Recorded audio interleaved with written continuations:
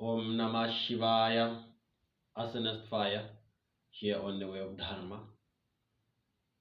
The Way of Dharma is a channel where we share spiritual topics ranging from many various traditions around the world, from the Eastern, Oriental side to the Western, and as well as the African concepts of spirituality.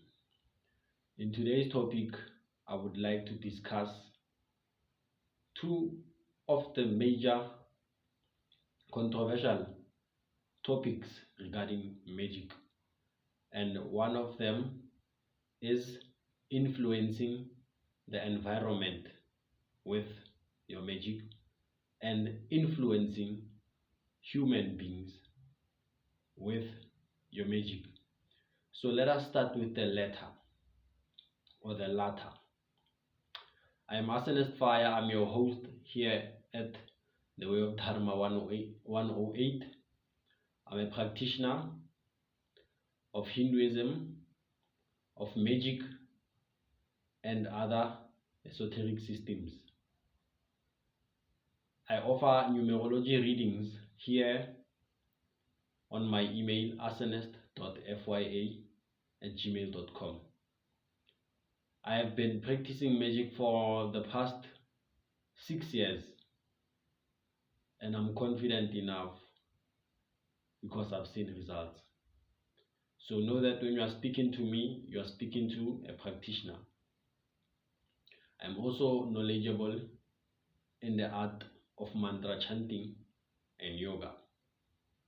Anyway, with that being said, let us continue with our topics. Ever since time immemorial, human beings have been trying to influence one another to try and get one thing, get to sustain themselves, and another thing, get to sustain their generation. So many other ways of influencing each other began. So in this case, we are going to talk about the influence using the latent powers of the mind. When we begin in magic or in occultism, we are being taught that we have latent powers of our mind. What are these latent powers of our mind? Our brain is only used to a certain degree. A certain percentage of our brain is being used daily by the normal human being, which is about 10% of our brain.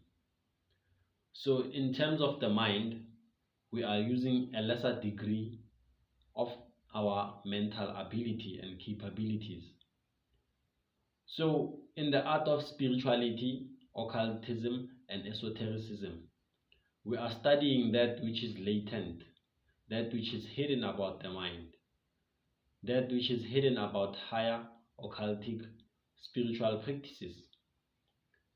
So we are going to speak about influence through those latent, hidden ways of influence.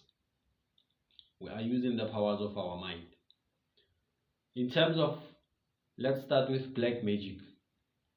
Black magic is simply sending someone your thought. Suppose you want an accident to happen to that person. You send your thought waves, your thought frequencies into their mind, and then they receive it and they perpetuate whatever that you wish about them. So you send a thought about ill luck, about bad luck to the person, and then what happens? This person then perpetuates that reality you are seeking for them to fulfill. Simply put, black magic or magic, influence magic, is simply sending out your thought into another person. Just like inception, you are inserting an idea of bad luck into another person, simply put. So influence is so intertwined with human relations to a point whereby we overlook the fact that we are influencing each other every day. For example, you live with someone that you love. There's certain things that you need to do for them to yield to your requests. So you are influencing them into doing what you want so that you can experience reality through them. Same thing in magic. You want to experience bad luck through another person. You want to experience love and sexual pleasure through another person. You want to experience defeating another person and conquering another person through that person, through their mind. That's influence, basically. So when you go outside, you meet someone who's selling you something. They want to experience your money. So they do what? They sell you something and they experience you using that product and you giving them money. So they are living life through you, and you, having a weak mind, you are accepting whatever that they are selling you. So it's constantly influence day in, day out. Influence day in, day out. In terms of free will, I don't believe there's such thing as free will. It's always the will of something else. The will of our higher selves, the will of Jah, the will of Shri Mahadev, the will of Shri Ram, or the will of Devi. We are not free-willed, basically. Even with our own minds, to a certain degree, we don't have free will or free control over them. Why am I saying this? Our mind is a complex, advanced tool that allows and enables us to communicate with beings from further galaxies, with beings from the elemental planes, with beings from the astral planes, with beings from the etheric planes. So we having that ability to communicate with them through our minds and through our spirit. They are also able to communicate to us through our minds and through their spirits or their spirit. Just like I said, human communication and human relation is so intertwined in influence. So if you want to be in contact with these beings, you will have a relationship with them. They exert a certain influence over you. The elemental beings, you feel temper, anger. Sometimes you experience being moist and your skin being moisturized. It's interacting with the element of water. The anger, it's of a fiery nature. The inspiration, it's of a fiery nature. These entities, they are able, the elements are actually entities that are able to influence us, even on a mundane level. You get to be influenced by the element of earth. You become lethargic, you become heavy, and you become lazy. So the element of earth influences you. The beings of earth, the spirits of the earth are influencing you to be heavy. We have ancestors that lived before us, ancestors that are within our DNA and our genetics. They are able to experience life through us, so they influence us, our thoughts. Most of them, they are influenced by our ancestors. You gravitate towards certain women. It's because of an influence of your ancestors on which woman to choose. You gravitate towards a certain man. Your ancestor influences you to gravitate towards those certain people. How so? It may be through familiarity. Maybe you are familiar with that type of treatment. It might be through what? Preference. What do they prefer for you as their child? So you are constantly being influenced each and every time by things you cannot see.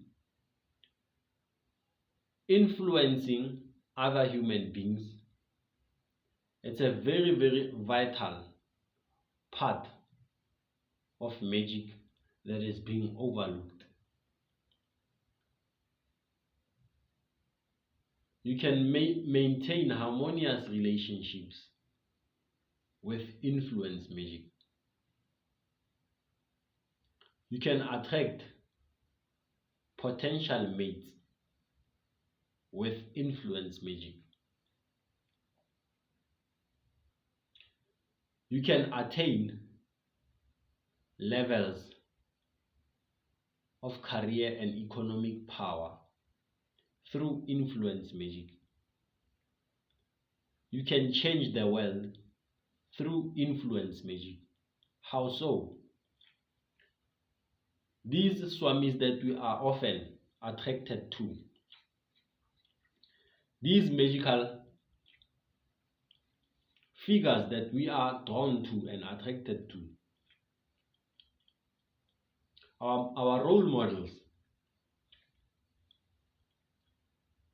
Okay, these mosquitoes are getting on my nerves now.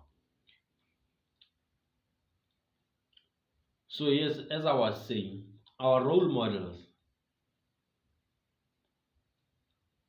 the swamis, our leaders, are an example of influence magic. Do you think you would be able to listen to the swamis if it went for influence magic? Do you think you would be able to listen to our political leaders if it went for influence magic? Do you think even in church you'd be able to listen to the priests if it went for influence magic? So in magical books, occult books, they tell us to refrain from such magic, because they know once you tap into that power, you become erratic, you become uncontrollable, at least to a certain degree. So they can afford to have you in that power. Anyway, with many things in life, this is one of the main things in life whereby many are called but few are chosen. Some of you may disagree with what I'm talking about now. It is fine. It's not for you. You don't resonate. You are not somebody who needs to influence people. You are somebody that needs to be influenced. It's fine. It's a part of your karma. But I'm here to tell you that influence magic is the most overlooked part about magic. Influencing the environment, being able to change the environment to suit your needs, it's also another powerful aspect of magic. The environment, like everything else and everyone else, it has a certain aura. It is susceptible to certain thinking patterns emitted from people, from entities, from animals. These thoughts, they linger in the atmosphere of a certain environment. The plants, they release thoughts into environments. So these thoughts and vibrations, they linger into such an environment. Just like an environment where there's impurity and high levels of materialism and drunkenness, you will be susceptible to the same. So being able to influence your environment is the most powerful thing. As you can see, I am able to influence my environment to a certain degree, as you can see behind me. Having a relationship with an environment means that you influence it and then it influences you also. It's very, very vital to be able to influence the environment as well for the purposes of positivity and self-realization. Influencing the environment, the Egyptian pyramids are part of what I'm talking about. The world wonders are an aspect of what I'm talking about when I'm speaking about influencing the environment. You can use the environment to attain power, as there are power spots in certain areas. The pranic field or the electromagnetic field proves to be much potent in certain areas. So influencing that environment enables you to channel that kind of power for magical use. This is what I wanted to discuss with you today. Being able to influence the people and the environment. For me, it's a privilege because I'm able to do what?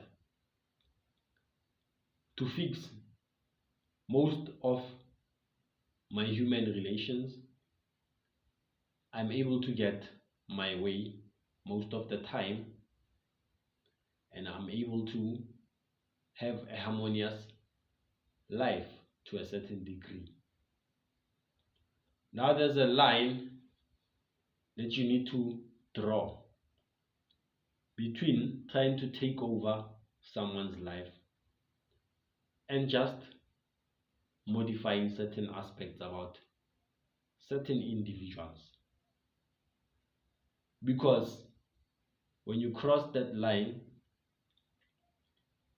you will have a greater karmic debt with such an individual, which is something that you don't want, because it might even go through into another lifetime. So mysticism teaches us to stay away from such practices because of such bonds.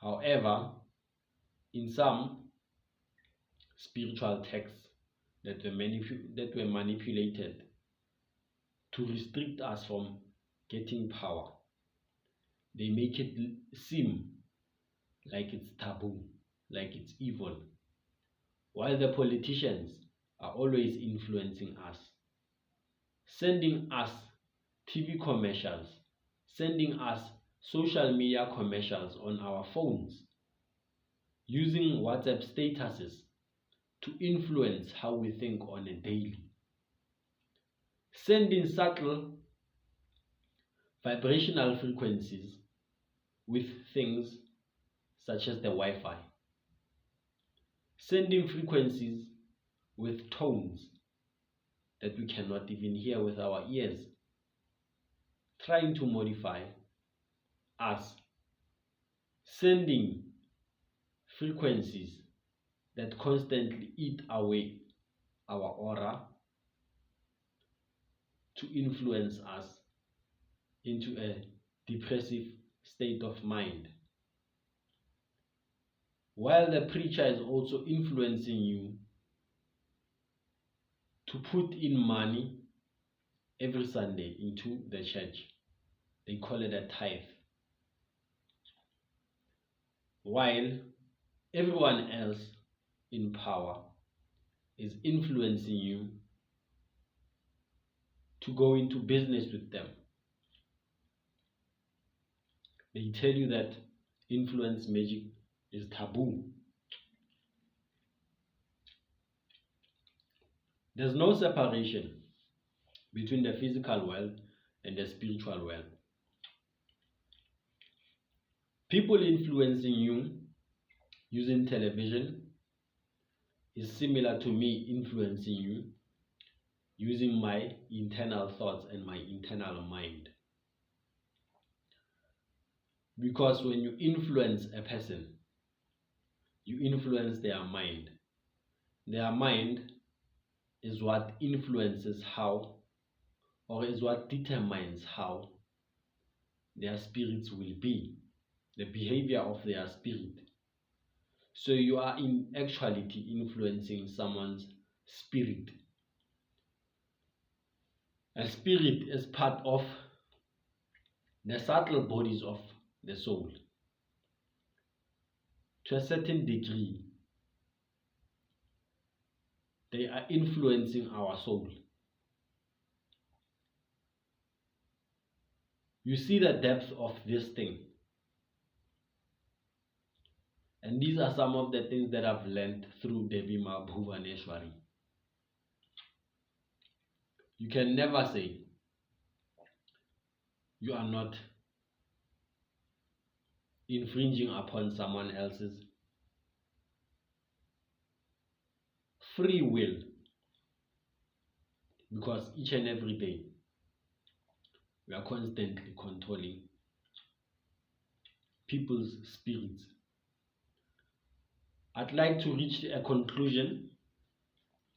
If you managed to watch up until this far, I'd like to thank you. Subscribe, hit the like button, and also click on the notification bell to make sure you are notified of future updates. I am your host, Asenest Fire, from the Way of Dharma 108. If you want to contact me for more information, for courses on mantra chanting, for numerological readings, and magic in general, you may reach me through this email, asenest.fya@gmail.com. Om Namah Shivaya.